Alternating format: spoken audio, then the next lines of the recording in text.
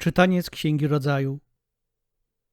Bóg rzekł: niechaj się zaroją wody od istot żywych, a ptactwo niechaj lata nad ziemią, pod sklepieniem nieba.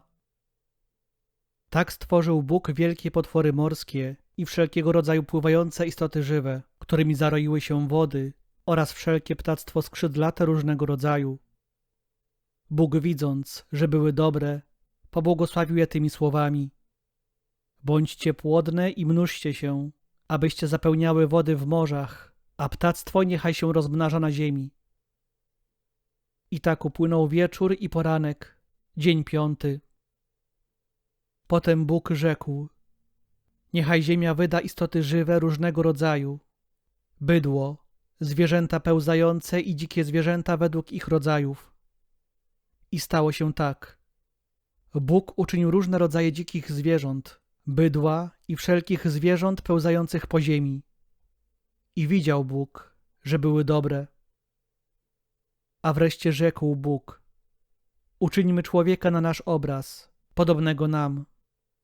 Niech panuje nad rybami morskimi, nad ptactwem podniebnym, nad bydłem, nad ziemią i nad wszystkimi zwierzętami pełzającymi po ziemi. Stworzył więc Bóg człowieka na swój obraz, na obraz Boży go stworzył. Stworzył mężczyznę i niewiastę. Po czym Bóg im błogosławił, mówiąc do nich: bądźcie płodni i rozmnażajcie się, abyście zaludnili ziemię i uczynili ją sobie poddaną, abyście panowali nad ptactwem podniebnym, nad rybami morskimi i nad wszystkimi zwierzętami pełzającymi po ziemi. I rzekł Bóg: oto wam daję wszelką roślinę przynoszącą ziarno po całej ziemi i wszelkie drzewo, którego owoc ma w sobie nasienie. Dla was będą one pokarmem. A dla wszelkiego zwierzęcia polnego i dla wszelkiego ptactwa podniebnego i dla wszystkiego, co się porusza po ziemi i ma w sobie pierwiastek życia, będzie pokarmem wszelka trawa zielona. I tak się stało. A Bóg widział, że wszystko, co uczynił, było bardzo dobre. I tak upłynął wieczór i poranek, dzień 6. W ten sposób zostały ukończone niebo i ziemia oraz wszystkie zastępy jej stworzeń. A gdy Bóg ukończył w dniu 6 swe dzieło, nad którym pracował, odpoczął dnia 7 po całym swym trudzie, jaki podjął. Wtedy Bóg pobłogosławił ów 7 dzień i uczynił go świętym. W tym bowiem dniu odpoczął po całej swej pracy, którą wykonał, stwarzając. Oto są dzieje początków po stworzeniu nieba i ziemi.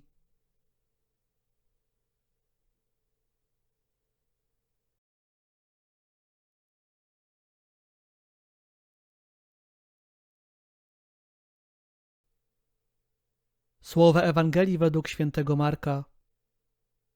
U Jezusa zebrali się faryzeusze i kilku uczonych w piśmie, którzy przybyli z Jerozolimy. I zauważyli, że niektórzy z jego uczniów brali posiłek nieczystymi, to znaczy nieobmytymi rękami. Faryzeusze bowiem i w ogóle Żydzi, trzymając się tradycji starszych, nie jedzą, jeśli sobie rąk nie obmyją, rozluźniając pięść. I gdy wrócą z rynku, nie jedzą, dopóki się nie obmyją.